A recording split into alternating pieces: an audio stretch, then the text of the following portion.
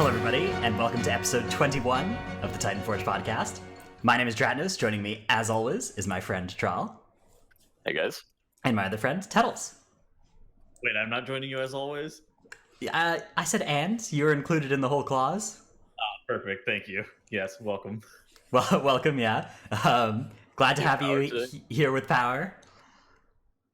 Well, it would have been more interesting if I was here without Power. That would be impressive, actually. That would be much more impressive. So, yes, we're recording one day later than we normally would, because Tettles' Power went out yesterday right before the show would have been live, so we postponed to today. This shouldn't be affecting you if you're listening through iTunes or Spotify or whatever. It should be the same time there. Although if you are on YouTube, that will be why this is a little bit later up there. Let's see. I guess if anybody would like to see, we did watch some Tettles clips yesterday. So if you want to go watch those, me and Trell, we kind of hung out and watched some Tettles clips while Tettles didn't have power. So if you want to go look through my VODs, you can find that, and that's some good content there. There's some really good Tettles clips, actually. Some of my favorites are from Legion, but there are actually quite a lot of recent ones. There's a couple good Mechatork ones. My favorite is this one. There's this one where Tettles just has the bomb and is behind line of sight, and then the Buster Cannon just goes right at him, and it hits him, and it knocks him up, and then he hits the whole raid while he's midair. That's a really good clip, so... That was cool. I really didn't know what to do about that one. That one was honestly, basically, I don't know what I would do in that spot. I think most people in that spot would have died. It's just those things just happen to Tettles more often than, normal people. So, very cool. This week we're going to talk about the PTR boss testing that's happened so far, it looks pretty cool.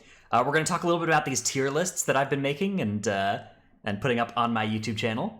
And we're going to talk about the concept of simming yourself, because this is something that I imagine all three of us get asked about. At least I get asked about this on my stream a lot, and I don't know about you guys. And I feel like there's a lot of room to maybe explain how and when simming should be used, especially in Mythic Plus, but even for Raid, like just kind of in general, how you're supposed to do this thing, because often people will just tell you to sim yourself, and that's not always a good solution, and it's not always easy to do as well.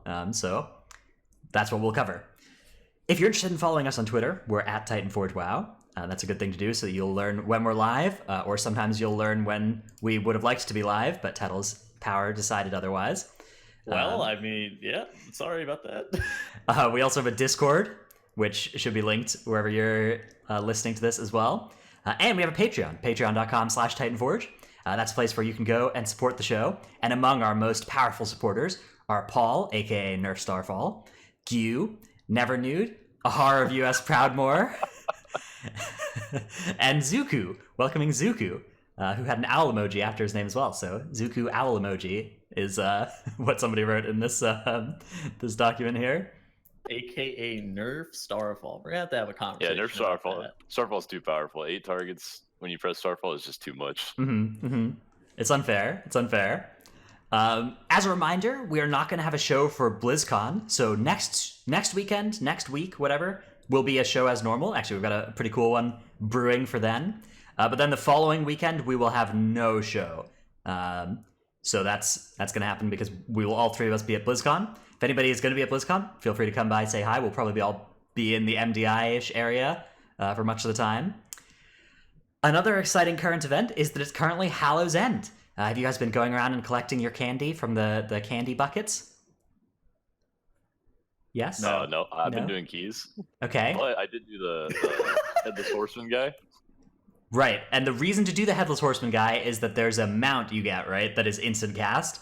And that is actually very worthwhile. And anybody who is doing keys this week should go and try and grab one of those, because that saves a couple seconds every time you would mount. You basically get to roleplay as a druid for the duration of Hallow's End. Having an instant mount in a dungeon is actually pretty good for time. It saves you probably 20-25 seconds to start the whole key. Mm-hmm. It's actually why Trell is timing world first keys this week.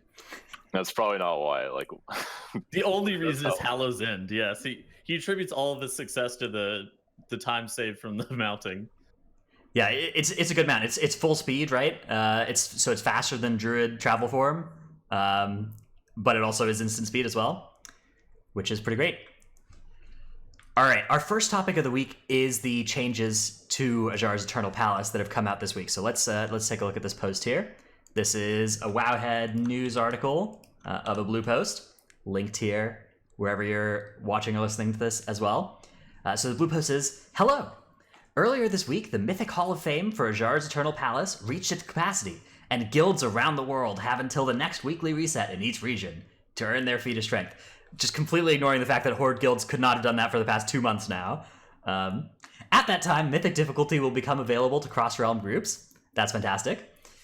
Here are the balance changes that are coming along with this.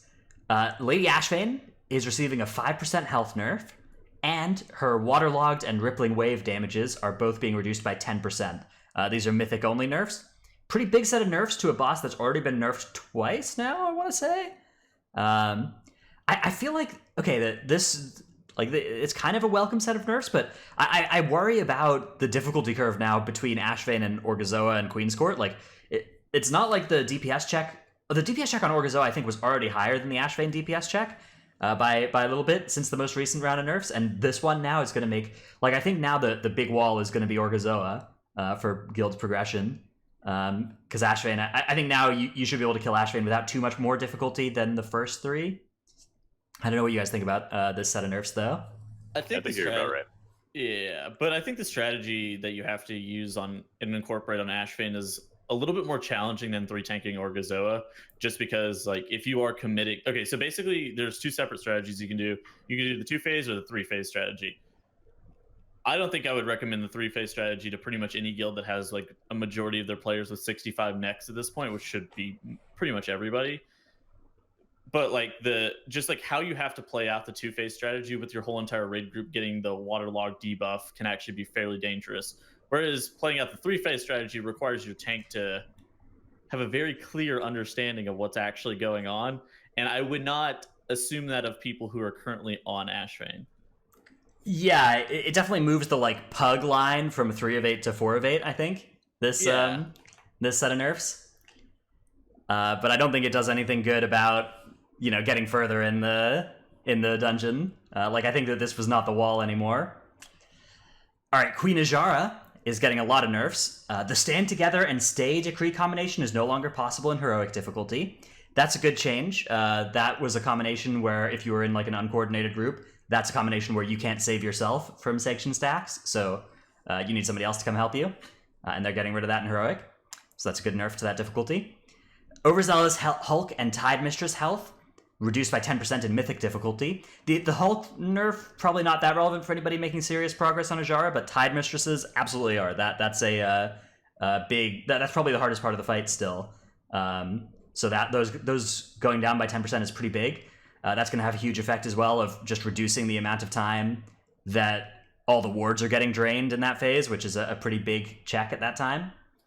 Draining the wards or empowering the wards now do an extra 5 points to their energy. Now, this is a little bit of, like, nobody knows what 5 points means from reading. Like, I guarantee you that north of 90% of the people reading these patch notes, probably north of 99% of the people reading these patch notes, have no idea what 5 points mean in terms of the fight. Like, there's... So, do they have 99 points? Like, what does that actually mean? My understanding is, like, they have, like, 160 total points in each ward. Okay. But I don't actually... I don't know for sure. I've heard a couple different sources. I think that this means it's a pretty... This is like an extra... somewhere between, like, an extra third and an extra half as effectiveness. Okay, Squishy says 16 points per soak, 960 per ward. Okay. So, yeah, this 5 is pretty big relative to 16, right? So this is a pretty big extra amount of wiggle room that you're getting with your soaks. You can probably mess up a couple more soaks than before and have it still be fine. It makes it easier to not pressure surge in phase 4. I think the most important thing. And also, it means that if a couple people, like, if one or two people die, you're not going to wipe in the same way. It means that the average amount of stacks across your raid, like, if you're executing the strategy correctly, everybody across the raid will probably have one less stack, and that is pretty good. I think it just means that you're able to do the fight without battle res going into the last phase. Yeah, I think that's pretty nice.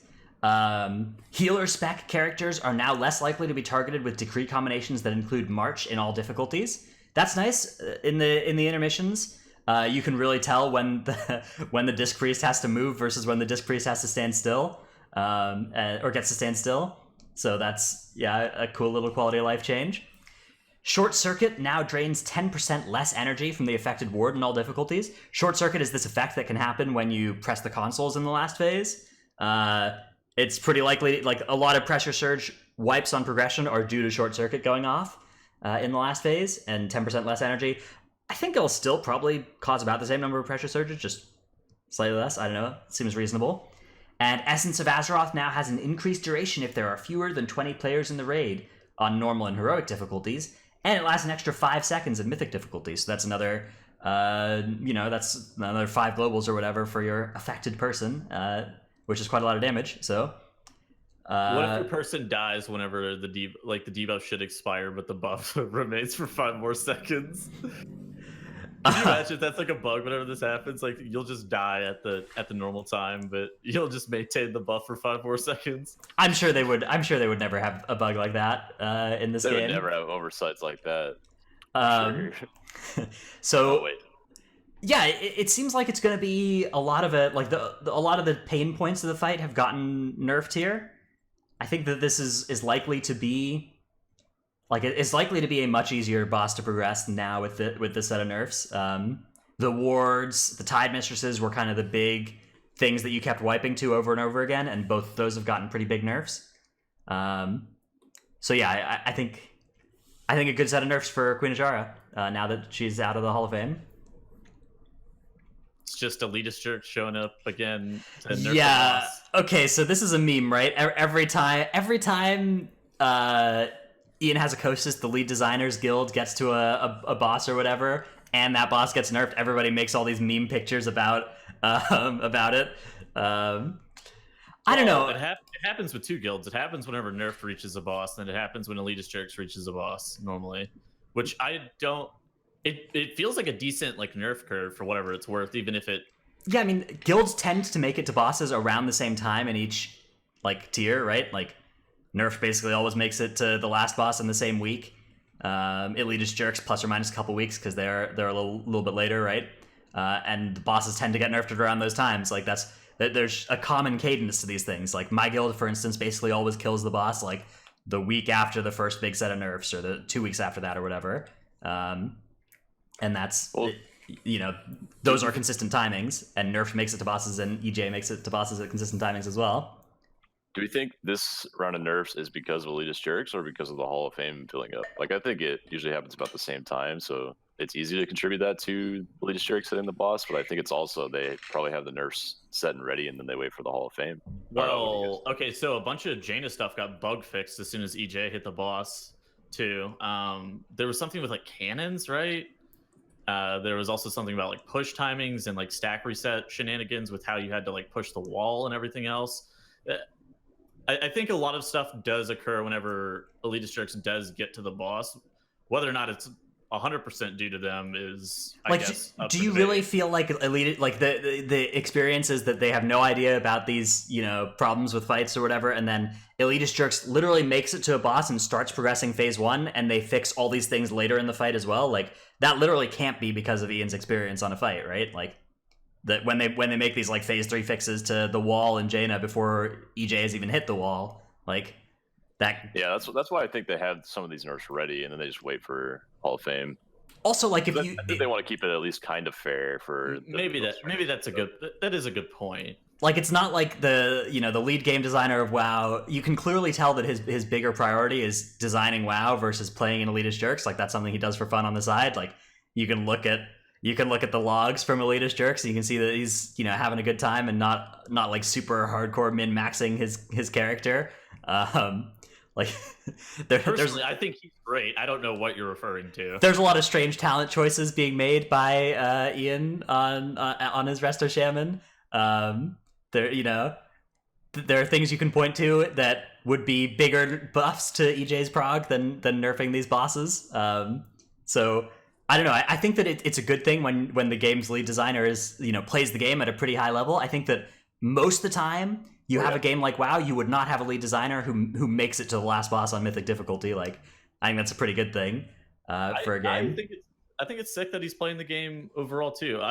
I question some of the design decisions in WoW a lot of the times, and I just attribute it to the fact that some of the people who are making these design decisions just don't play WoW at a high enough level to really understand the ramifications of their actions. But it feels like a lot of the time with some of their raid decisions, they normally have it spot on, and like the timing of nerfs inside of raid instances is something that I feel like, even if it may be some just arbitrary crap, it's normally pretty spot on when they hit something with a nerf.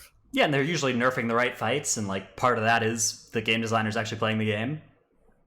I really want to get Ion on my friends list, and then or Ian, and get him into a Tolagor with me and like a 20, and then I'm just gonna ring a piece like every mob into every corner and watch them go through the floors and make it known to him how bugged the dungeon is. And then I also want him to see the last boss where he has to heal doubles every 15 seconds. See how it goes. You're gonna pull Corgus from cross room and be like, "Oops, accidentally pulled him from the wrong spot." Yeah, and then it'll do no doubles the whole time, and he'll be like, I don't know why you're having a problem with this fight. Like, this is easy. I mean, probably. I'm down to come game with him. I'll give him innervates.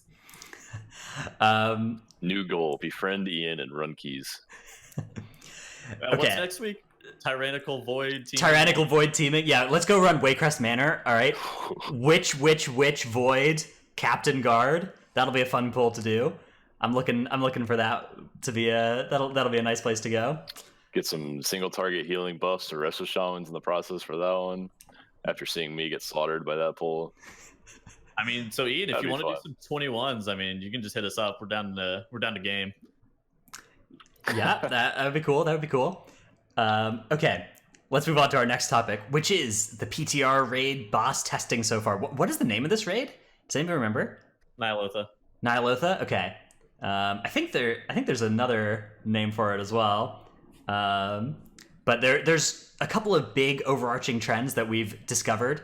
The Waking City. That sounds right. The Waking City. There's a couple of big trends that we've noticed so far in this raid. Thanks to Squishy as well for letting us know about a couple of these things. The first big trend that we've noticed is that the damage taken by tanks this tier is almost entirely magic damage. Compared to previous tiers, there's just huge amounts of magic damage on pretty much every single boss. So the implications of this are pretty bad for specs like Prop Warrior. For tanks this tier, that is a spec that has some difficulty. For sure. But it's pretty good for specs like maybe Vengeance Demon Hunter. They have a pretty good time with magic. Specs like Protection Paladin with Holy Shield. That's a very... Sloop keeps tweeting out the words "Holy Shield" all the time after every single raid testing. Yeah, I mean, it looks like a good choice against this type of magic damage, assuming that Holy Shield does work against it. Holy Shield doesn't work against everything, but the stuff it does work against, it's very good against. So I would say those are the two specs that you're most interested in being against magic damage. So... Man, does this mean I have to play with Dretnos again? Oh yeah, Dretnos coming in big. No, Dretnos is going to be good in keys as well, okay? Look, check it out. Check out the Prop Paladin tech, okay? Now that there's the AoE taunt essence, okay? I can bubble taunt, and then I can bop taunt, and then I can bubble taunt, and I can bop taunt. I can just just immune taunt every pull with that AoE taunt essence. So that's going to be pretty cool. I was actually thinking about this for Holy Paladins next tier. Okay, check this out. Holy Paladins can play the Essence Copier thing, and they can bubble taunt also by copying the tank's taunt essence, AoE taunt essence, and then they can also take beam and beam in their wings from their DPS. I think this is going to be a good time. I hate you. It's going to be a good time for Holy Paladins. I'm thinking... I absolutely despise you, Dred. They can also just give their tank a bop, and then the tank can AoE taunt. Like, I'm serious. I think that this is going to be good. I think Holy Paladin next year is going to be lit. If a or you can just survive Paladin and have trees instead. Do the same thing. Dude, if a Holy Paladin takes my tank's AoE taunt and AoE bubble taunts mobs, I'm going to have a crisis. Why? Doesn't that sound good? How is the tank going to get threat back off of him? They're going to hit their AoE taunt button that they literally have for sure if the Holy Paladin does that play. I mean, it actually is a pretty good idea. I'd like to see that. Dude, And the also, utility's off the charts. I hope I don't have to play Charleskin. Charleskin is banned. I hope I don't have to play with Trelskin either. All right. Okay. Let's move. Let's cover a couple of small questions about this raid tier because that was the main topic before I veered us off course there. Have you guys seen much of the testing? What are your overall impressions of the raid so far? So I think in general the fights look pretty cool. The first bosses, like we've only seen like the first couple of bosses, and I think we saw Radin and Shadar, which are a little bit later on in the instance. Overall, like the first couple of bosses in this instance have been pretty cool. We don't have a Blackwater Behemoth trying to deal with Z-axis nonsense where we're swimming around. Overall, it seems like it's in Rathion maybe the best first boss that they've made in a while. Like obviously they've actually had really good first bosses this expansion, and we're probably gonna talk about that in a little bit. But like with Talok, Savara, and now Rathion, they're actually putting a lot of effort into the first bosses. And Restless Cabal, Restless Cabal. Yeah, but for every Champions of Light. Okay, stop that. That one's Champions banned. of Light Yeah. Champion of Light was bad, but the rest of them have been pretty cool. Come on, I like that fight. I went AFK'd in the corner as a tank. It was sick. Also, the one interesting thing with the timing of this raid testing, like the fact that they've just started raid testing here in mid to late October, probably means that we have a little bit of time before the raid does come out. My personal prediction is mid-December patch, mid-January raid. That's my bet. That seems the most reasonable.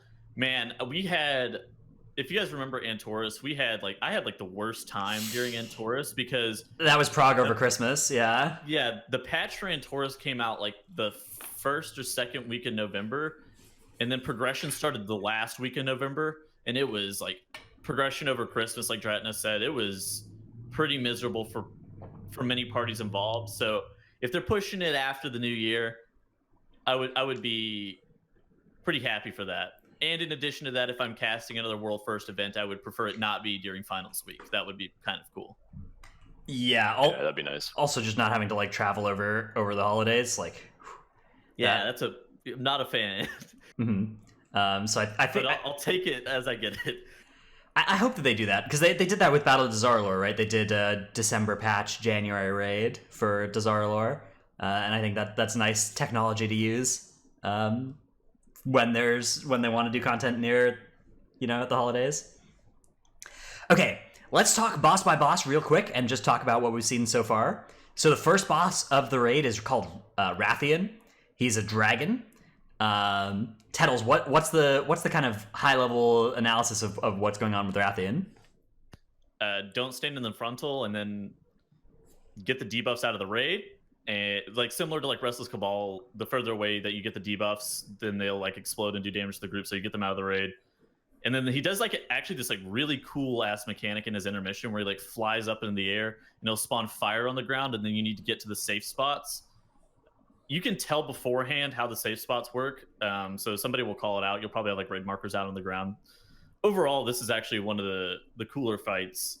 There is some interesting techniques as to how you have to deal with the pools. There's pools that spawn after the intermission. There's pillars that spawn out of them. You have to DPS them down. But all in all, the boss is pretty low mechanics, but the mechanics that are incorporated are visually very appealing, and they're fun to do. And they're fairly lethal as well, right? You can't just ignore the mechanic without dying. Yeah, so you can't ignore the cone frontal, and you can't just stand in the raid with all the AoE damage or AoE debuff, otherwise it will end up blowing you up. But all in all, it's not overly group punishing for individual mistakes, which that is normally the biggest challenge on bosses, is whenever you punish the whole entire group for individual mistakes. That's what normally ends up making bosses challenging, not, oh, one person died because he was off on his own doing the wrong thing. Oh, he accidentally stood in this big fire intermission and got killed by the ground effect. Yeah. It's more oh, my friend has gotten the wrong debuff on Maiden. Oh, I've perished. Yeah, I actually know some lore about this boss. He's actually the son of Deathwing. Mhm. And it's cool how they incorporated the fantasy of him being all fiery and lava into the intermission. You have to dodge the mini cataclysm that he does. Kind of a blast from the past. Now, Tettles, That's which faction leader is good friends with Rathian? pop quiz. I don't even know which faction is good friends with Rathian. So the Black Dragon flight, like I don't know. The correct answer was Anduin Rin. Anduin Rin, King of Alliance. Stormwind. Yes.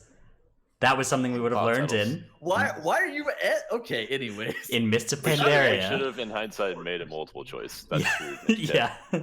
All right. Second boss of the raid is called. no more lore questions. Second boss of the raid is called Maut. Maut. It's M-A-U-T. All right. I'm not sure how is this is this pronounced. Is this the Enchanted Emissary boss? Maut is what Nerf Tank thinks. I don't know. He's the guy that they have many of them in Encourage. He's like the scarab man. I don't know. He's like the big horse, scarab thing. The big horse His, scarab thing. Obsidian Okay. Destruction. He has the phase where he turns into stone basically, and he reflects damage. It's like basically season 3 Enchanted Emissary. Yeah, he has the Obsidian Destruction cast, and like there's like an absorb shield that you have to DPS through. It's pretty sick. Like this is like another. I would say that this is less interesting than Rathian, but overall, it's nice for a second boss. I don't think that second bosses of the instances need to be overwhelmingly interesting. Think like Grong and Blackwater. They don't have to be like the most intriguing thing, but they do have some interesting mechanics. Like the Obsidian Destruction cast, they actually have to DPS through a shield. Yeah, and there's also this like Kill Jaden mechanic where you have to dip into a void zone when there's a big AoE cast, which is pretty cool. I like that mechanic on Kill Jaden. Do you remember what is it like Trixie and whatever from Yes, yeah. Mechagon? It's similar to that. He'll do his ability cast, and you'll have to jump inside of the smoke bomb mask. Yeah, the Except this Giga Jolt or whatever it's called. Yeah, except this time it's a void zone as opposed to a smoke bomb. Whatever. Yeah, Kill Jaden did that as well, right? Because there was the like portal that sucked you towards it and did damage if you were in the AoE, and then when he did Darkness of 1,000 Worlds, That's right. you had to totally dip inside. forgot. Yeah. That boss sucked, and I like to forget about it. We watched a clip of you on it yesterday when you used your taunt ability. Yes. There were mini clips of me. There was a moofs moment on that boss where I disengaged off the ledge. That was kind of cool. A moose moment. We call those moofsy daisies.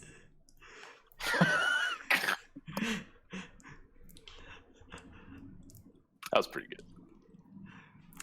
All right, we're on to the next boss here, the Prophet Skitra.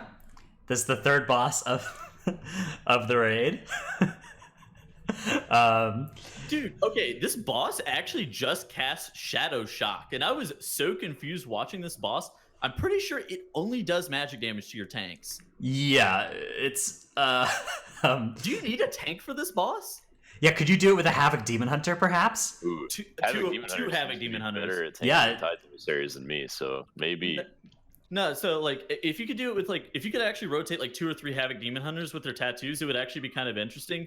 Basically, the Shadow Shock will apply a debuff to like the player that's targeted plus 2 other players and increase their shadow damage taken by 15% for 5 seconds. So they need to like taunt swap occasionally, but I legitimately wonder if this boss actually needs a tank. Like I didn't see any super interesting tank mechanics. Maybe I missed something whenever I was going through this boss, but I was very confused. Yeah, I wonder if you could do this with 1 tank and 1 Havoc Demon Hunter. Like, it's only a 5-second tank swap dot or debuff or whatever, so, like, if a Havoc just blur taunts every minute or whatever, that causes it to fall off. I'm not sure. Yeah, maybe. I always take these mechanics with a grain of salt for tank stuff for Heroic until they release the Mythic versions, because usually they, like, double or even triple the damage sometimes, and then it's a real threat. Yeah, or Or something like a Blood Decay would actually be legitimately good on this fight. Possibly, yeah. yeah, I could see that being good here. And again, Protection Paladin sounds like pretty good as well. You can like spell warding and bubble, and you might only need to 1 tank without dropping. Blood Decay is especially good in cases where it's magic damage, but it's also the magic damage is like in a form of a long dot that you can just avoid entirely with AMS. That kind of stuff's really Well, good. it depends on how hard it's hitting. Like if they actually need to mitigate it, then it's bad. If they're able to slowly heal back through it, then they're very good. Also, whereas- if AMS drops stacks every minute or whatever, or every 45 seconds, Right, yeah, then that's exactly. really, really good. yeah, but whereas like something like a protection paladin is good for other reasons, like it has flat DR, it has like holy shield, it has consecration, it has stuff like that that actually mitigates. Whereas blood decays, basically hoping that it's not going to get one shot and it's just going to be able to heal back through it. So it'll be interesting to see if Blood Death Knight's actually good on this boss. Maybe you end up having some shenanigans with Demon Hunter tanking it. I don't really know what's going to happen. I mean, it's the third boss of the raid. It's tough to imagine that there will be tanks you can't play on this boss. Yeah, it's true as well. Like, Warrior seemed like this boss literally casts magic damage the full time. yeah, but like if you can almost spell like if spell reflect, if you only need to not take damage one time to have your dot fall off, then Warrior can drop every 25 seconds, right? Just by hitting spell reflect. I don't know how Maybe, yeah. casts off the top of my head, but he looked like he was like machine gunning. Yeah, if it was machine gunning, then yeah, okay, then Warrior probably. I mean, even then, if you just have two tanks, though, Warrior can just like it's the third boss of the raid, right? It's tough to imagine that there's Okay, class right, restrictions yeah. here. That's a valid. You can that's usually a valid power point. through it. It's more about what the last two bosses need in terms of tanks and how that damage pattern is, and then you use those tanks for every other boss because you can just make them work usually. Yeah, this boss was kind of interesting. Like it was really long, but it did get killed. Okay, so basically during heroic testing, not a ton of the bosses get killed. They kind of overtuned the bosses. This one was overtuned in the form of it being stupidly long. It was like 14 minutes level long. Yeah, usually So- that doesn't make it to live, right? They just change. No. They put those numbers up kind of randomly to just see it get a lot of testing, and then they fix it and actually tune it for live. Yeah, exactly. I would assume it's probably going to be somewhere in the realm of like hopefully 6 to 8 minutes. But- Yeah, I mean it's a third boss. They very rarely have one of the first three bosses of the raid go longer than 5 minutes. Yeah. I mean, bosses that long are just unfun. I personally didn't like Odin for that reason. If you guys remember Trial of Valor, Yeah. Odin was the first boss inside of the 3-boss instance Trial of Valor, and basically it was a 12-minute fight that the last 3 minutes of this 12-minute encounter were by far the hardest. So you had so many wipes at 11 minutes, and it was miserable. Yeah, I think that again, like Odin and Restless Cabal don't really count as first bosses though, because they're in mini tiers. Well, 11-minute, like the most critical point of a boss fight being 11 minutes in is Yeah, a problem. I think for other that's reasons. just bad design in any position in a dungeon. It's like Shav Fear type marathon, boss. Wasn't that guy like 20 minutes or something? Yeah, that was. Was it really? I didn't play it That sounds at awful. the time. Holy crap. All right, Shadhar the Insatiable is another boss that we've tested. So we have not tested bosses 4 or 5. Boss 6 is Shadhar the Insatiable. It's another frontal cone boss with it's kind of got the Guarm style triple frontal cone thing going on. It's got Guarm style frontal cone in the sense of he will change. It's like Guarm meets. Oh gosh. Hold on. What was that boss in Antorus that changed its phases whenever you hit time? Varimathras. It's like Guarm beats Varimathras in the sense of like after every 33%, Shadhar, I was about to call him Guarm, will change his slurry and then just do like different frontal cones and do different ground effects. Yeah, so based on it's not like it's all three at the same time, but there are 3 total different breaths. So I guess it's pretty different from Guarm. And then True, yeah. each of the different slurries has like a different effect, and they spawn different kind of pools on the ground, and that's pretty much all there is to it. The boss seemed like it was lacking some mechanics, but I assume that it's going to be tuned to be a damage check, as most of these dog bosses are. So if you think about it, Guarm, pretty heavy damage check. It was one tanked for a decent amount of people. Fed to Devour, also another dog boss, pretty heavy damage check. So I assume Shadhar is probably going to be something similar. He also had a mechanic where he enrages at 25%, which makes you call into question, do you bloodlust at 25% or do you bloodlust on pull whenever all of your cooldowns are up? That's going to be TBD, depends on how long the boss is going to be, depends on how long your tanks can tank the fight.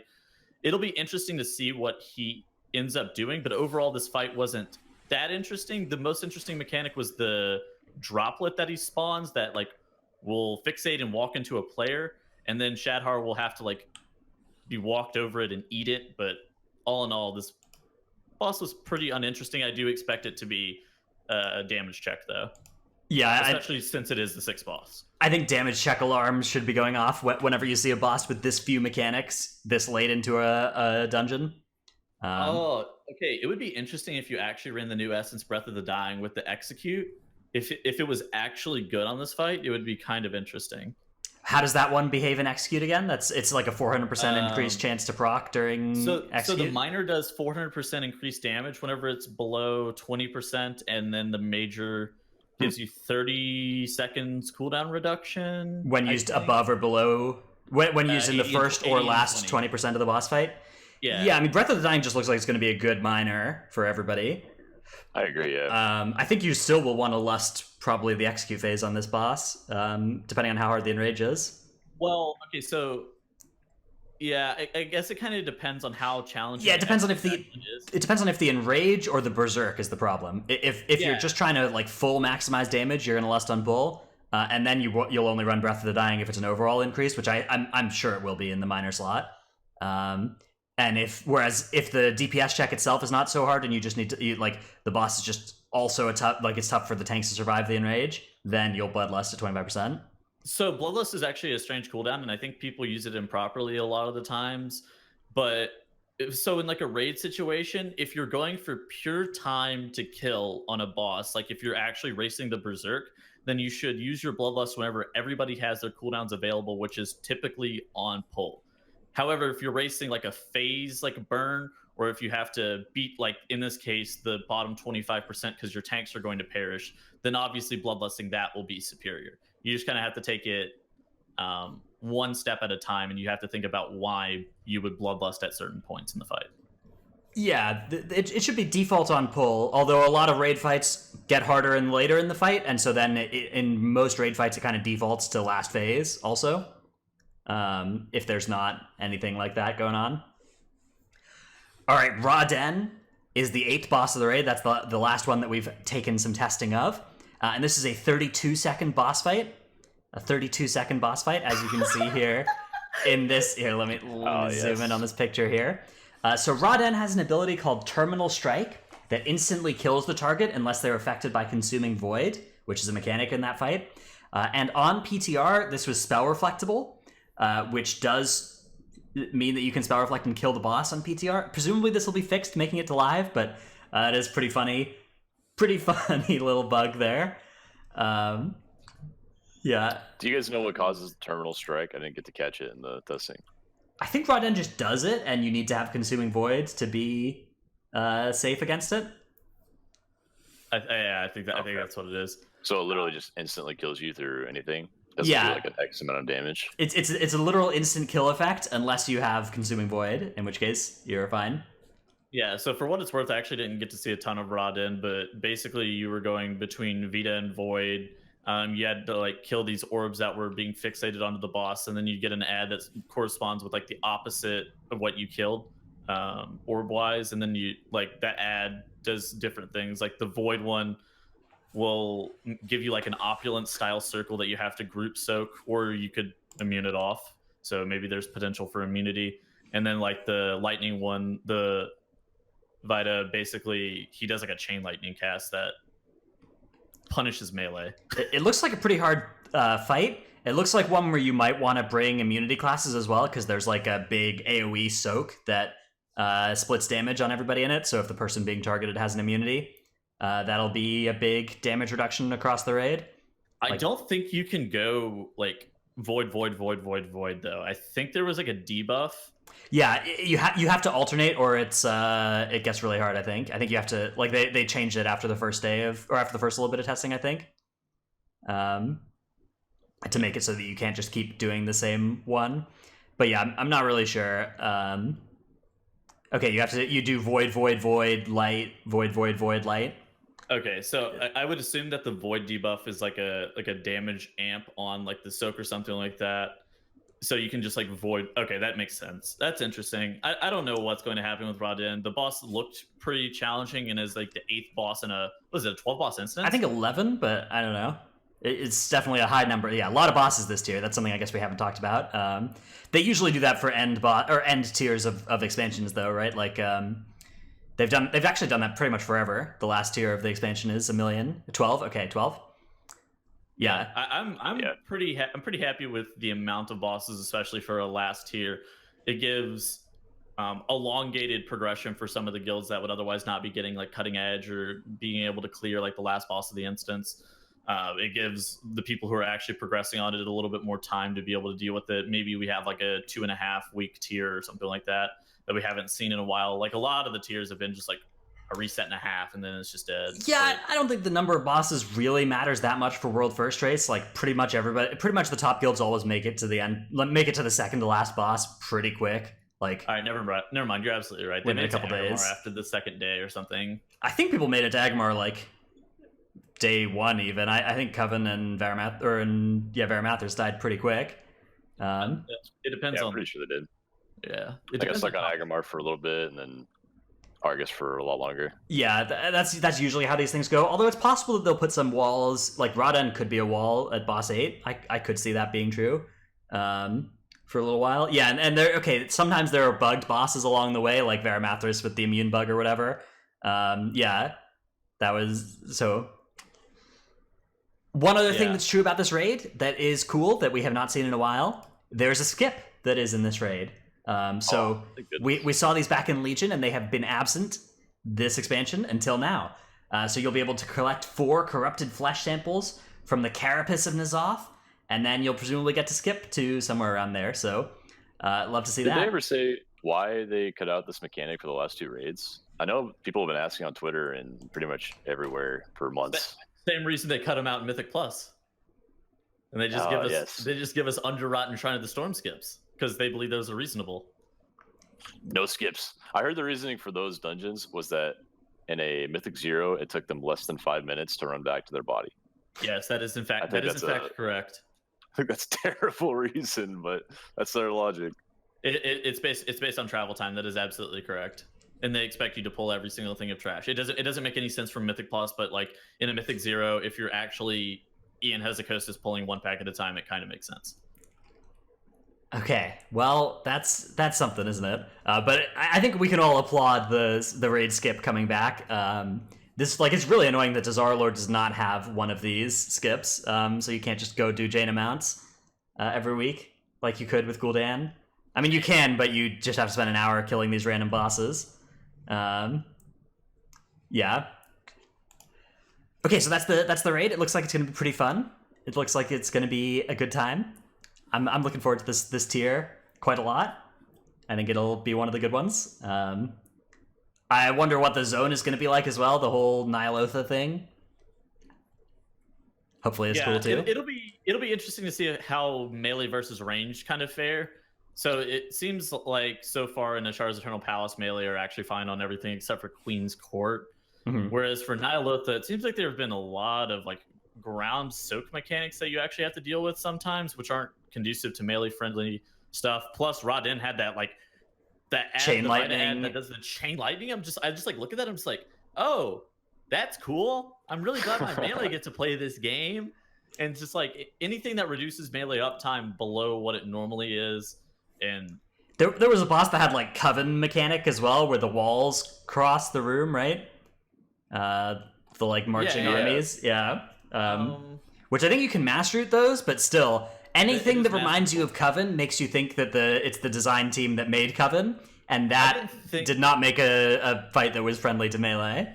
Skitra didn't look overly punishing against melee, as long as you did have like the mass route, the freezing traps, the Rofs, or whatever else like you would be using to stop the ads before I think they last like 30 seconds for some reason, and then they'll despawn. But as long as you have the CC for them, it should be okay. So yeah, mass route looks like a good solution. But Raden specifically looked pretty poor for melee. Shadhar looked, I don't want to say good, but it looked okay. And then like the first 3, you're not bringing melee based off the first 3. So we're gonna have to look a little bit more into the raid testing as more of these bosses come out to give a more accurate assessment of whether or not melee versus range is going to be like what the dichotomy is going to be. It's too early to make a distinction based off the 8th boss, the 6th boss, and then the first 3. Yeah, because the first 3 just don't matter. Like whatever the first 3 incentivize, you can just play whatever. I promise. As it currently stands, it seems like a demon hunter. You want a couple demon hunters, maybe you get a couple rogues, and then you bring a full range comp again. So we're back to bod. I mean that's kind of always that's the optimal thing to. That's what World First Guilds did in Eternal Palace too, right? It's not like there were a bunch of warriors and stuff. There's like one, maybe in some raids. Warrior was just sick for execute. Even this tier, warrior was just like super sick actually, and most guilds didn't run like multiple warriors. Fury is absolutely insane right now. Yeah, it does a lot of damage, but it's still like just not well. It's just the default thing for a raid fight. For most mechanics they put in raids is to mostly be ranged because there's a big room and you have to do stuff in the room, and range can hit the boss from anywhere. Whereas melee has to stand next to the boss. It's just like how you do jobs. I think they're so bad about designing mechanics that are. I feel like they should be designing mechanics specifically for range and then designing other mechanics specifically for melee. That seems like that would make the most sense as to how to make melee playable yet like not going to be dropped as soon as like they have to actually do a mechanic. Yeah. Yeah, it's always like polar opposites. Like the mechanics are really, really bad for melee, or they're super easy for melee. They basically never have good. It's hard to have a good mix. Yeah. I don't know what the answer is to that though. That's a really tough. I don't know. Challenge. It's because they're so dead set on making mechanics that impact the whole entire raid all at once that everybody has to participate in. But just by and large, it's going to be your range DPS doing it because being able to stand 40 yards while doing X mechanic is normally pretty good. Shocker. Mm-hmm. All right, so that's the raid tier. Let's move on to our next topic, which is a small one. But Tettles, you put in my tier list that I've been making recently as one of our topics this week. Yeah, I thought these were actually kind of interesting. Yeah, so whenever I was watching them. What do you want to know about them? So, okay. So how's the reception been to these tier lists so far? Have you been getting people upset? Yes. Because I've had actually the big spec that I've been getting some pushback on is putting Survival Hunter down in the D tier of my melee spec list. Which okay. I mean, there are a lot of people who think that it's a good spec that does a lot of damage in the YouTube comments, although it's still the spec that has the lowest like representation in 20s and higher. And it's also like the spec that has the lowest maximum Raider IO score. Like, man, it has very little utility too. It's got an immunity. It's got a melee kick, like all the melee do. But yeah, the immunity is really the big thing that it brings. I think it has less utility than Feral Druid. Yes. I wish I played with these classes more because Abade was telling me that it's actually really good. There's just no one that plays it that we play with, so we can't really see it in action. But right, and that's always the fear, like when you put a class in a low tier. But you'd think like if something is actually really good, like more people would play it more. But the thing with Survival Hunter, like there are some specs like Survival Hunter, every monk spec that are just like less popular than they should be, even if they're good. Well, Ellie and Shadow and Mythic Plus are grossly. That's what I was about to mention. Are grossly underrepresented too, and those classes are top tier in my opinion. I know you're gonna hit the range at some point, but like those are solid specs. Just like very few people play them. Moonkin is weird because balance was good in Legion, so people still play balance, so it gets represented fairly well. But I mean, it's definitely like Ellie and Shadow do not get represented very well. Boomkin is definitely still good though. Like it wasn't played much in the season where it was bad, and now it's good again. It's being played. Like Affliction was good in Legion, and it doesn't see play anymore because it's not. No Affliction lock players do keys anymore. They all quit. Well, yeah, because Affliction was so gutted coming into this expansion in Mythic Plus. Yeah. All the lock players just rerolled to Rogue or Demon Hunter. But I think mostly the reception's been pretty good. I don't know. It's tough because like when I've been making these, like I'm trying to just do it as a interesting, thinking about the metagame and like what's good and stuff, and people take it often as like an attack on their spec anytime their spec is not in the top 2 tiers.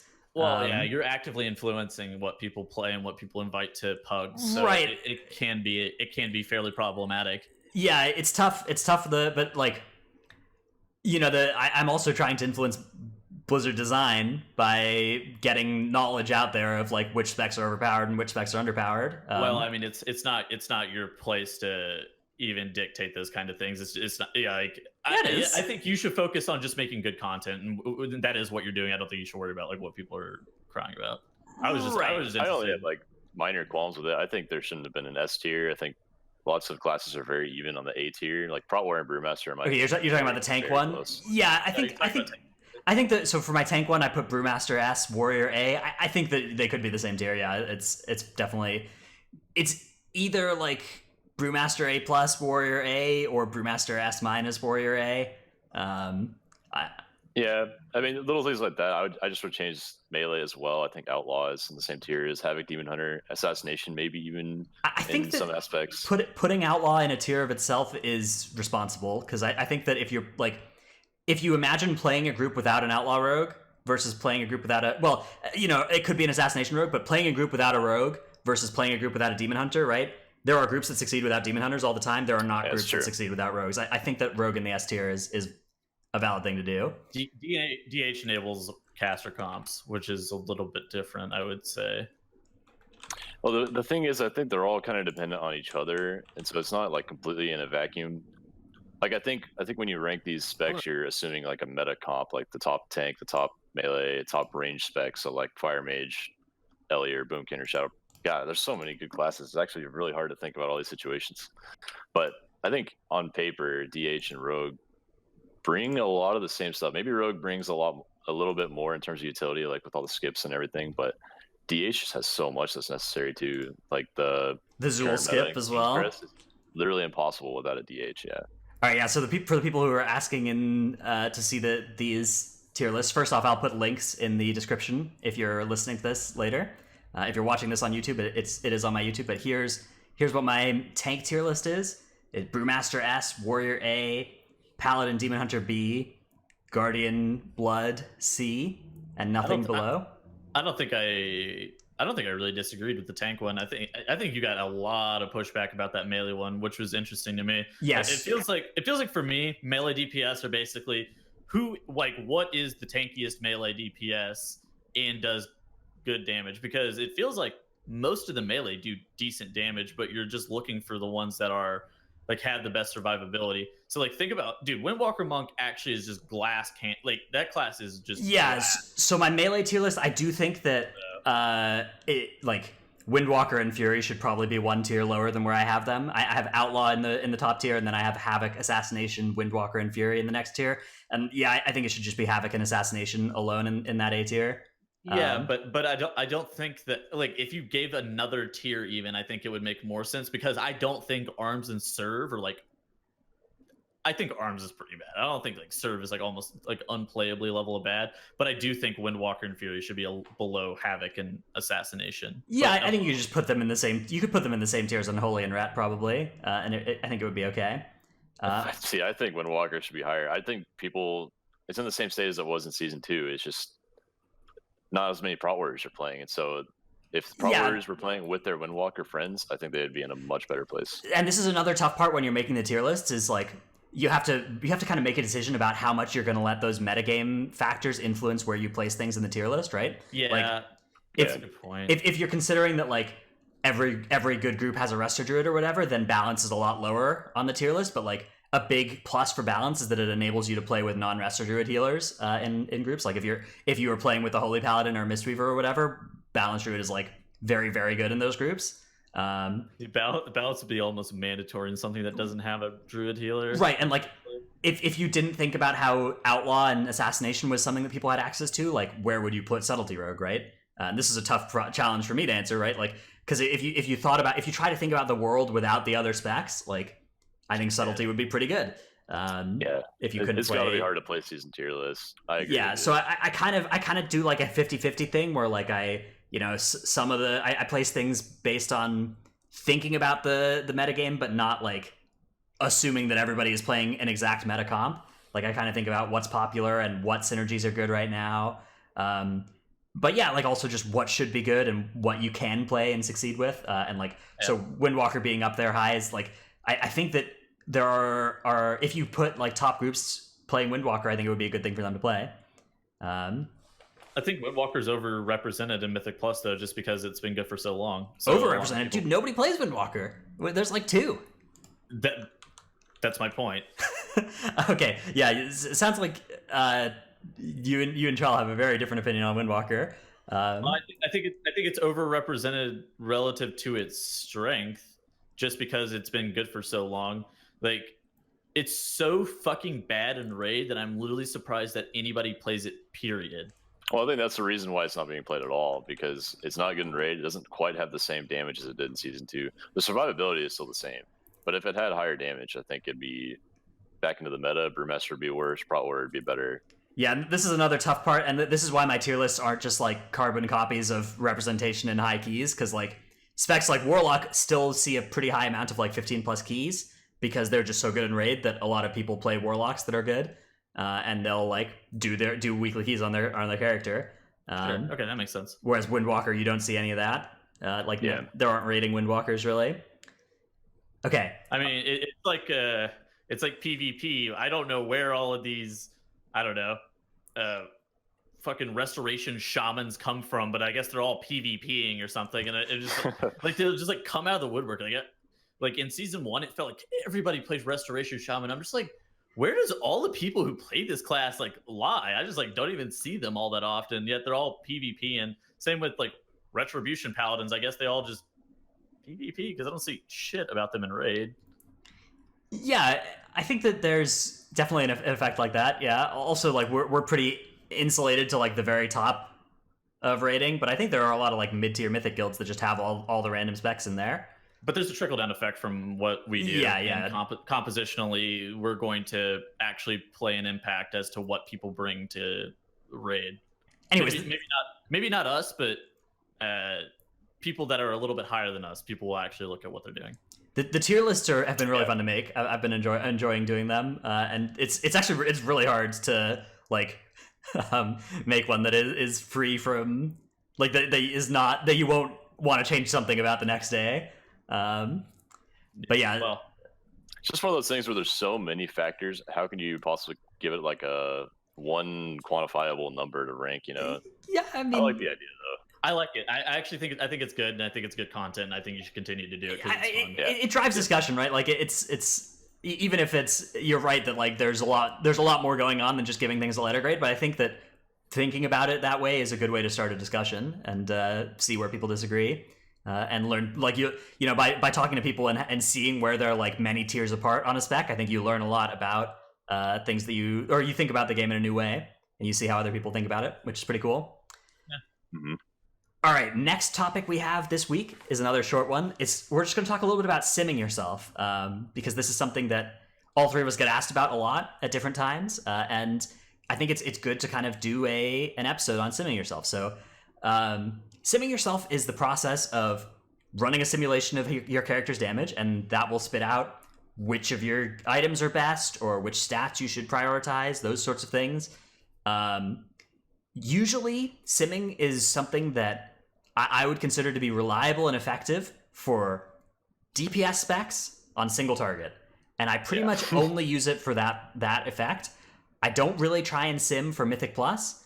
There are people make attempts to sim for Mythic Plus, and there are cases where, like, if you're doing some very specific things, you can run some sims and be like, okay, what is going to be better for this number of targets? Like, I want to under these circumstances, yeah. But yes. the like simming in general for Mythic Plus thing is a lot less reliable than simming for single target. So the heuristic of like, oh, just sim it and that'll tell you what to do, only works for single target for DPS specs. Everything else, you should not just sim it. You should you should do a lot of thinking for everything else. And by and large, you're just simming to ask yourself what gear to wear or what talents to wear. If you're asking yourself what gear to wear, I would recommend just throwing it in top gear and wearing your top simming single target stuff, unless it heavily affects Azurite. And then if it affects Azurite, then there's a little bit more nuance to simming. Just kind of depends on like what's going on in the fight, like 2 target versus 1 target. I would generally recommend you read like a guide on Wowhead or Icy Veins or something like that to try to see what what's going on. Like I write the Wowhead, I write and maintain the Wowhead guide for Balance Druid. There's a lot of time and effort that goes into maintaining like the APL that I appreciate the shit out of all the people in the Balance community who do and maintain all of that stuff. And it's like, it's impossible to be able to make sure that everything falls under all of these parameters to be able to sim for Mythic Plus. So I would recommend just simming for single target and rolling with it. Yeah, or if you're gonna sim for Mythic Plus, like you could use like a Dungeon Slice sim as a starting point and see if there's something that's like twice as good as another option. And then Absolutely incorrect. I think anything less than like a really broad look at your gear using anything except a patchwork sim, you just can't get any good information out of. Yeah. The only way to sim Mythic Plus is you take 10 targets for 40 seconds, you take 5 targets for 40 seconds, and then you take 1 target for 3 minutes, and you look at all 3 of them individually, and you think about what they mean overall. Dungeon Slice has weird shit where mobs go immune for like 45 seconds. It's not good. No, it's not perfect, but it generally, I think that if something is simming for you like massive amounts better in Dungeon Slice, it probably is better. Like it's the problem with Dungeon generally Slice is. There's no possible way it can know when the mobs are suddenly going to spread out for the tank kiting or someone pulling. Yes, well, the mobs are stacked pixel in pixel in Dungeon Slice too. Like they're literally stacked 100% on top of one another, which increases damage a lot. There are all sorts of things that it does not do well, but if you're looking for a basic starting off point, I don't think it's necessarily the worst thing you can be looking at. I would rather you sim 7 targets for 40 seconds. Basically, I think that there's not really a sim that you can use to precisely figure out what to do in Mythic Plus. So I would agree. But people hear about simming, and especially people who come from raiding want to find a sim they can do for Mythic Plus, and that's not the way to approach it. It's basically they're 2 very different tools, right? For raiding, sims can get you a very precise look at what's best for patchwork, and then for Mythic Plus, it's basically not gonna do much for you. Like simming does not do anything similar. I think all of us agree that the simming Dungeon Slice can be something you can use to like affirm what you think is better for AoE in general, but then use that as a baseline starting point for what is actually true in a dungeon. Like you gotta experiment for yourself. And there are a lot of weird effects, like where random abilities just perform better or worse in sims. Like, you know, Assassination Rogue gets re-stealths, and that has a lot of effects in an actual dungeon, and you can't sim that in Dungeon Slice. It doesn't drop combat.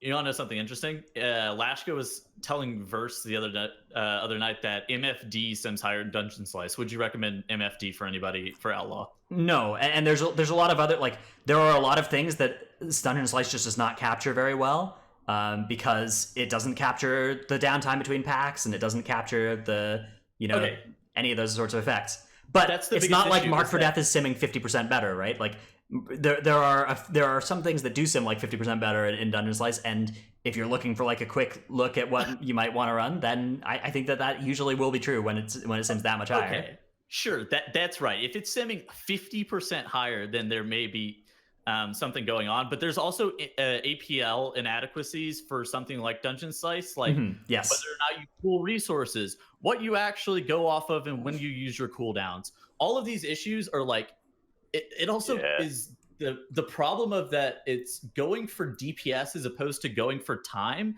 and the biggest time save is not always going to be the best for your damage. Should you pop your cooldown on single target versus AoE is like a major consideration that you have to take into account because of what's actually going to save you the most time, but it's one that also just Slice would not be conducive for because it's just going for damage. Sims, the APL usually is bad for AoE also. Like it usually just doesn't. The APL is very well optimized for single target, and then the AoE is just kind of if there's more than 2 targets, just kind of press some AoE buttons. Maybe it's not optimized in the same way. I think that depends spec to spec. It depends on who's maintaining the simulation craft modules, and it depends on how much love, care, and attention the spec is actually getting. I know the balance one is fairly well maintained, so it doesn't have any issues like that. We know that you don't press Starfall, but there's some specs like maybe Survival Hunter. I know Windwalker Monk's been having some simulation craft module issues lately. There are some specs in some classes that just don't have it is an abnormally large amount of time, and anybody who's putting in just this time for free work, it deserves a huge amount of praise. Basically, yeah, the Dungeon Slice is not the place to go, but simming is a good resource for raid. I think that one resource that people don't use enough, and that I think is better than simming for raid, is looking at top parses for your spec on each boss. Yes. I think that this is the best way. Like, when people are like, oh, sim yourself to figure out what to do, I'm like, no. Here's what you should do. You're about to fight, Blackwater Behemoth. Like, go and look at what people used on Blackwater Behemoth for your spec and see what the top damage is. And, like, usually that's going to be the best way to figure out what your best options are. Yeah, you want to do it on a fight where there's no possible way. It's just like a pad log where the entire raid didn't DPS. You can look for boss damage if you care. You can look at top boss damage parses. You can look at like the rogue parses from the top guilds and see what those people are doing, or like rogues you respect or whatever. If you're trying to do this for rogue, obviously. But yeah, I think that's the best way. Like, if you're trying to figure out like, oh, should I use my coral, my ink pod, my font, my cyclotronic blast? Like, I don't know which one's better. Like, the answer is not going to be to sim it, because those change based on the specifics of each fight generally. And you want to just see, like, if you just look at the top 100 parses, you'll just see like this sea of pretty much everybody using the exact same 2 trinkets, and just use that 2 trinkets if you have them both. But people do fixate on very minute things that don't actually matter. I get so many fucking questions about my stats, and I'm like, my stats are bad, you should not copy these. And people just don't understand why my stats are bad, because I don't know, I have 2 Titanforge mastery rings with a socket on them that I have to actually wear. It's not good. I would not recommend you wear this. You should really just, like, again, if you're just looking for gear, sim your top gear and just equip it. Yeah. People fundamentally over fixate on things that are not within the realm of their control, and should 100% be focusing like on their in-game play, as that will reap the highest benefit of as to how they play, how you use your cooldowns, how you're approaching the fight, your movement, how many casts you're actually getting in is the most critical element to how you're going to succeed. I got this whisper from somebody that was like asking me to choose between 2 minor essences that were very, very close on damage. And it was like they ended up having like a 20-minute discussion with me about which of these would be better. And they're like, yeah, I have the exact same gear as this one other person who plays the same spec as me in my raid, and I'm doing 5,000 less DPS, and I'm just trying to figure out if it's this minor essence. I'm like, no, it's not the minor essence. The minor essence is like 20 DPS at most, man. Like, it's the rotation. I promise. Okay, so somebody just asked in Twitch chat if WoW Analyzer is actually worth using. So if you're actually using Warcraft logs to log raid boss encounters, WoW Analyzer is typically worth using. However, I would recommend you throwing multiple, like, you take your own personal log, and then you take like a high performance log that has a similar kill time, and throw both of those inside of WoW Analyzer and look and see the difference between uptimes, buffs, number of raw number of casts. That will most of the time get you most of the way there. And the easiest way to actually gain more damage is to reduce your downtime. And like, that is what I tell people by and large: cast more, use your mobility cooldowns whenever you need to be able to make sure that your uptime is high, and you will do more damage. Yeah, I think WoW Analyzer does a lot of good things, but it's not, you can't just use it on anything except pure patchwork to tell you for sure what's going on. Because like, it'll be like, oh yeah, you had 25% downtime in the fights like Orgazoa, where you were walking down a ramp for 25 seconds. It's like, that's why you gonna happen, to other people, and that's why you're comparing the 2 WoW Analyzer stacks to one another, just so you can actually see the discrepancy. But it's a really powerful tool. How bad is this 25% downtime really relative to the fight? Yeah, it actually has a lot of really cool modules on it. Hang on, I'm gonna go find a log, because like I was using this to look at my Brewmaster play, because I recently picked up Brewmaster, and there's a lot of really, really cool stuff that WoW Analyzer has. So I think that it is a good resource for a lot of things. But yeah, it's not perfect. Okay, so like, if you look at the Brewmaster module they have on WoW Analyzer, it has like strikes. Yeah, it has like a bunch of little tips about what you should be doing. It has a bunch of cool metrics, like telling you how long you waited before purifying after taking the most recent point of damage. But then it also has like this stagger bar where it'll show you like what your like where you're using your purifying brews across your health across the whole fight. Like, just look at this graph. This graph tells you so much cool stuff on it. So yeah, that actually is really cool. And then it can like analyze your celestial fortune healing. So like, there's a ton of times where you'll want to go, like where you can look at WoW Analyzer, and like, if you have a question about like what stats you should be using, you can go and look and see the effectiveness of a lot of your different stats in here. It can tell you like what your different things were doing, like how good talents were for you. There, a lot of these modules have so much information in there, and it's a more, I would say, practical approach to simming raid boss encounters specifically. And it depends on how well the WoW Analyzer module is maintained as well. Depends on who's putting a bunch of time and effort into maintaining and making sure that that is done well. It's better for healers and tanks just because it is this this practical application to how the simming should be done. Whereas DPS will just, it's so good actually for holy paladins. It shows you like how effective your mastery is onto each fight, and that's like a really important thing to know for fights, like how much you should be valuing mastery on this fight. Less so now, because right now holy paladins just take every item that has the word haste on it, but at times when they actually can make itemization choices, it's cool. So yeah, these kinds of tools are way better for tanks and healers, like they're saying, because when you go look at sims for tanks, it's pure damage and ignores your defensive stuff, and that's a big part of tanking, is living, obviously. And until you have something on complete farm, you really need to make sure you can live and probably drop some DPS so that you can do so for your guild, and like make it so you can recover from mistakes, and it's not all black and white like it is on paper for most DPS specs at the beginning of Prog. Dude, if my tanks would die to play more DPS, like during progression, I would actually just tear my hair out. Yes, it's terrible. That would hurt me on the inside if they were actually just like actively making bad decisions to play for more damage. Like something that would actually call their survivability into question. Like obviously they probably know what's best, but it would be very upsetting. Almost the rule is almost always when you go for more DPS as tank, rather than just like the average setup, you're dropping defensive value. And so you don't want to do that until you know for sure that you're safe to do it. So I wouldn't really sim yourself as a tank. I don't know the last time I sim myself as Brew. I only do it for my off DPS specs. Yeah, you could do it like when you're on farm and you're trying to pad, or like if you're in a really top situation and you reach a boss fight that's a DPS check or whatever and not a tanky check. Like those are situations where you could maybe, like if you're curious about like, okay, I want to put on one damage trinket, like which of these damage trinkets should I run?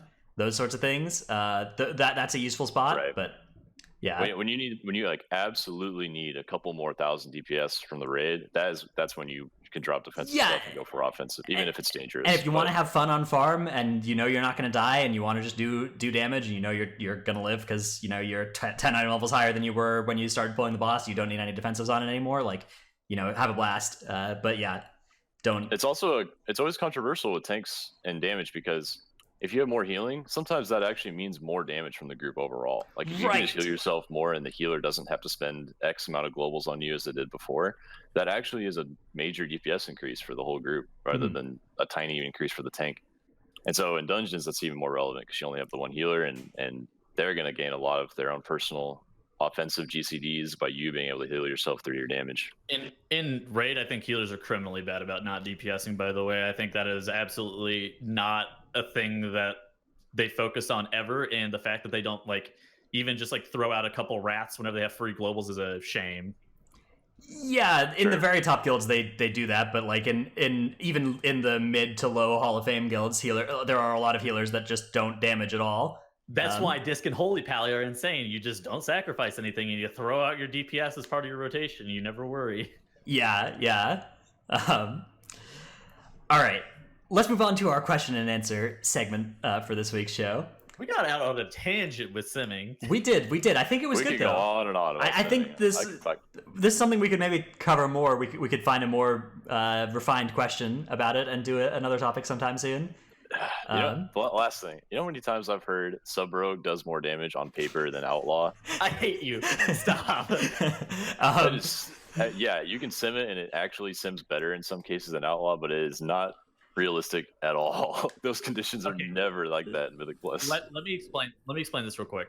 You can't sim two specs like head to head against one another. You can only sim the spec versus itself. So you can only sim to see what talents or essences or gear choices you can make different. You can sim specs head to head on Patchwork pretty effectively, right? Right. No, kind of. No, because casters like Shadow and Moonkin are always going to overperform in sims on Patchwork. Like I literally sim 57k DPS right now. Okay. I can do 57k on single target. That sounds like a skill problem. That sounds like you're just not able to realize your max DPS. Okay. Maybe I'm just like the world's most dog shit. That was a low blow. I do think though that the like looking at the sim graph for patchwork damage it's not 0, right? Like often the spec that is the lowest on the sim damage is the lowest damage spec, right? Like when you just go to simulationcraft.org and look at the graph, like okay, let's take a look. Let's take a look at this tier's patchwork graphs and see how close it is to real world patchwork damage. Let's see. okay, yeah, no, you're right. Am I okay? Thank you for backtracking. We have Arcane simming at the top by many thousands of DPS. And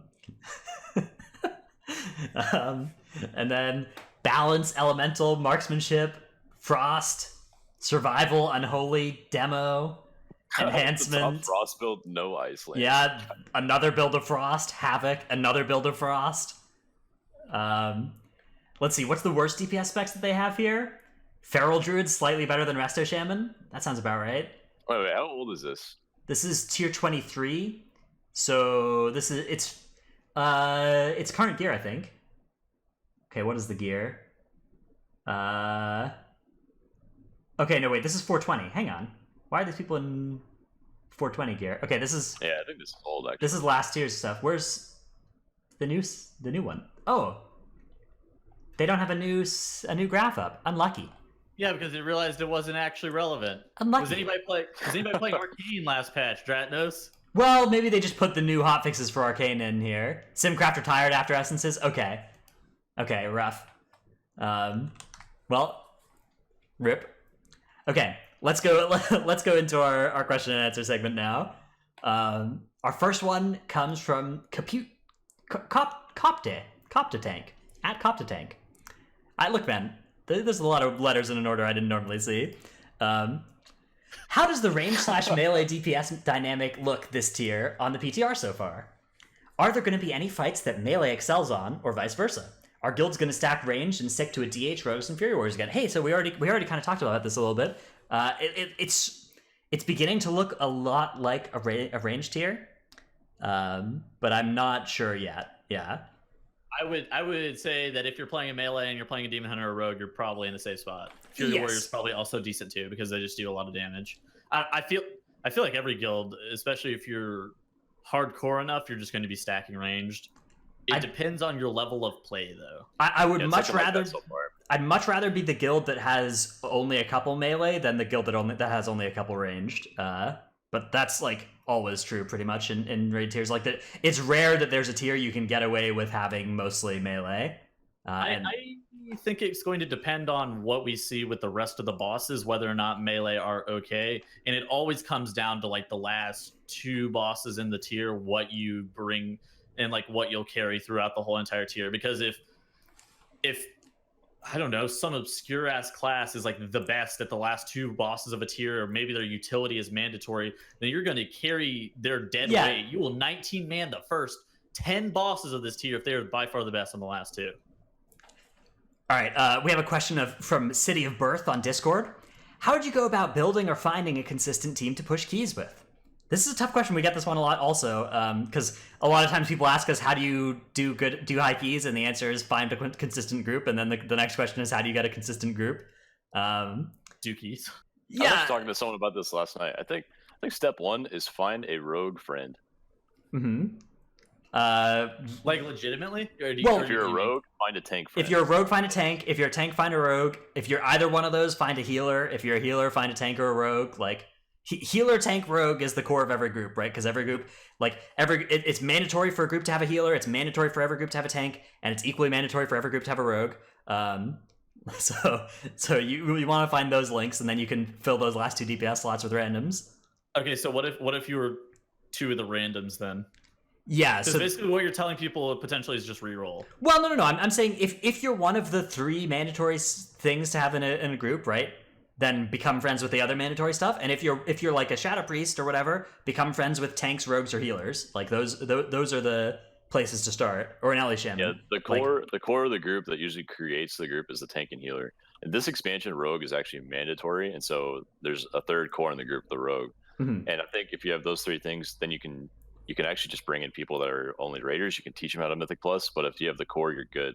And it helps just like keep the group going from day to day if you have a consistent 2 or 3 people. And even if you're just doing 15s or 16s to begin with, just having like 1 or 2 people helps so much because you can reuse the same strategies and take breaks mid key and not have to like think about every second you're doing and explaining something to someone all the time. The moral of the story is make friends and stick with them if you can. Find the players you like to play with, that And kind of thing. make sure that you're finding people of the roles that you need to play with. Like, if you're a rep paladin and you become good friends and always do keys with a shatter priest, like, you still are going to need to find a rogue, a tank, and a healer every time you do a key, right? And that's so a challenge. If you have 0 people on your friends list currently, what would you do to jump in and put your feet in the water at this point? Pug keys. Yeah, you gotta pug keys and add the people that are good. And an important thing is like you need to focusing on your own play is a nice thing to do in these spots as well, because the better you play, the more likely people are going to want to, like, the good person in the group is going to want to add you to their friends list. So your attitude's important too. Yeah, There's also we talked about this a while back. We did, yeah. There's like a lot of factors that contribute to being a person that people like to play with in Mythic Plus. Mhm. There was also a really good hint of advice in Twitch chat. It says find some good pug discords too. There are a couple that are relatively good on NA side.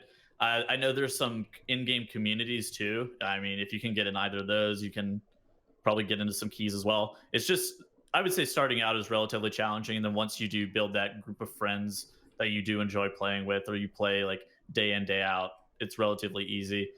Also, alternatively, if you're just like a high-end raider, maybe you could get the fast track and you just like ask your friends, be like, yo, I know that you're in my guild. We play together fairly regularly. You do keys. Can you invite me sometime? And maybe they invite you to their friendly 20s or their alt keys or their Damson 15 completes or whatever, right? Yeah, there's a fast track for sure for DPS players, and occasionally a tank player can like jump into high keys with their friends that explain a lot to them. But yeah. most people would have to start at the beginning and like start with 15s and work their way up with a group of friends, I feel which is like- what I did in Legion, and I'm glad I did it that way because I learned a lot.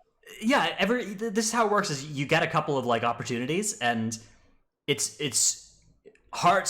Like, you can't guarantee that you're going to get an opportunity any given day, but when you do get in these groups with the pretty good players, like, you basically have that one shot to like be impressive and get in on their friends list and everything, and that's like, it's really important to, like, the more you focus on your own play, the better off you're going to be, because you're going to convert those opportunities into, friends lists, and you're not going to be the blacklisted person that whispers people and doesn't get replies, or whispers people and people are like, I don't really want a key.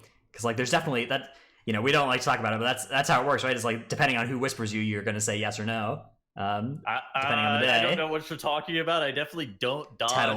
Tettles, Dodger in chief. Yeah, well, I don't know. There's many criteria that need to be met if I'm going to come, like, not even going to be met, but like, there's a couple criteria that I want met if I'm going to come key with you. Like, most notably, I want it to be fun. Yeah. That is by far the most important thing. Mm-hmm, definitely. All right, we have another question here. This one is, I think, the most important question we've been asked on the show. Can we figure out why Trell sounds like he should have a beard but doesn't? Oh, come on, man. Adverbs asked that. Yeah, verbal _ sparring. I can't grow a great beard. It's true. I've been trying for like 8 years. Maybe when I'm 30. Okay. Have you thought about taking beard supplements like VitaBeard or something? Have you thought about taking zinc pills to increase your load size? What? That is the thing. Zinc, taking zinc pills. Okay, that's okay. That's okay. Can we move on? Tunnels. Moving on.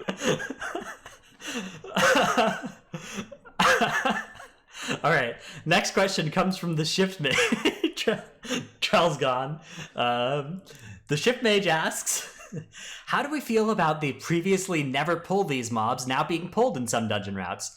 Colossus in Ataldazar, Matron Alma, Living Currents. Living Current pulls? Are we pulling Living Currents? At Trell. All right, yeah, we started pulling all these crazy mobs this week, and Actually, most of them I think are worth I it. love Living Current. I've ever since I first pulled the Living Current and realized you could just line of sight the Rising Tides cast, I was like, okay, this actually has to be worth it, right? Nobody just wants to do it, but like, you can just line of sight it and mitigate the entire effect. Like, Well, we decided to do it because it eliminated two very, very risky things on our route that we'd wiped to previously, and I think it's 100% worth it if you can line every cast, which we figured out an easy way to do. So it might actually be the meta play once people catch on. Who knows? yeah, I like that. I like that.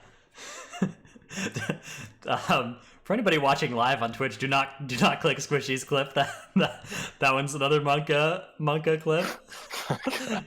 Against TOS, I know what you're talking about. Okay, so would you recommend these pulls to lower level pugs? I know we were talking about this last night. Not yet.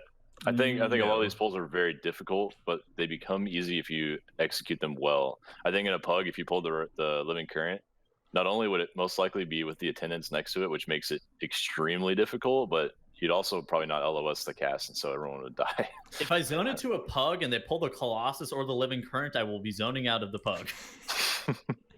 Colossus is also a very difficult mob. Yeah. Honestly, all these are skipped for a reason in pugs. I've gone left like 8 times in Ataldazar, and like one of the times was with evade, and that worked out perfectly, and like that group is very good. And then of the other 7 times, it worked once, and we depleted 6 times wiping to Colossus. Like, hell yeah, bro! The group like all needs to be on the same page to make that pull work. Otherwise, it's a big trap. So the strategy involved in pulling the Living Current and the Colossus, like we can kind of talk through it, is just so abnormally challenging, especially for people who don't like. If you're not going to be in voice, if you don't already know the strategy, like the pre-existing strategy coming into it, it's not going to be successful. With the Colossus, you have to snap the mobs into a certain spot. You have to have a person that is actually okay. You can have the healer bait the charge like they normally do. Okay, with the first two pulls. The Colossus has to be the priority target, and you have to be able to have enough CC on the Confessor that is associated with the Colossus to make this pull work at all. You need the Juggernauts to not be charging your healer the whole entire time in the pack as well. And then beyond that, you need to be actually hitting the correct target, which is challenging. The Living Current needs to be tanked in the correct spot, which is one of the most pivotal points with that. And I think that is probably the biggest issue. And then you need DPS that know when they should be looking to line, so that if they so that they don't get knocked up and instantly killed by the Living Current. Yeah. So it's just there's a lot of nuance to these mobs that you may see pulled more frequently, but I would highly recommend against it unless you really know what you're doing. Right. Yeah. We also pulled Matron Alma and a plus 24 World First Waycrest last night, fortified. All right. And Matron Alma's a bit different than the other two, I would say. Well, it is a lot easier. I think it's only possible if everyone kicks correctly, though. And I don't, like in a pug and a high key, I don't think I'd pull that mob either, because without perfect defensive rotations and kick rotations, I wouldn't have lived. There's no way. Mm-hmm. That is a tough one to tank as a non-warrior for sure, but you've done it and warriors haven't, right? In 24s this season, so no warriors. Brewmaster S tier. So that's a hard topic. Brewmaster S tier. Okay. I believe that about does it here for our question and answer segment. Boy, we've gone off the rails a little bit here at this show, but it's been a good one.